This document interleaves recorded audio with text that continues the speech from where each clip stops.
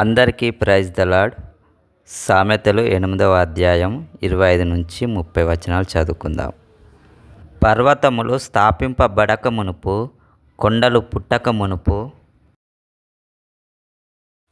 భూమిని దాని మైదానములను ఆయన చేయక మునుపు, నేలమట్టిని రవ్వంతయు సృష్టింపక మునుపు నేను పుట్టితిని.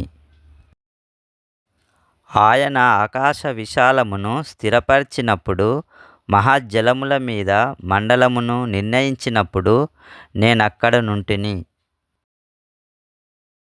ఆయన పైన ఆకాశమును స్థిరపరిచినప్పుడు, జలధారలను ఆయన బిగించినప్పుడు, జలములు తమ సరిహద్దులు మీరకుండునట్లు ఆయన సముద్రమునకు పొలిమేరను ఏర్పరిచినప్పుడు, భూమి యొక్క పునాదులను నిర్ణయించినప్పుడు,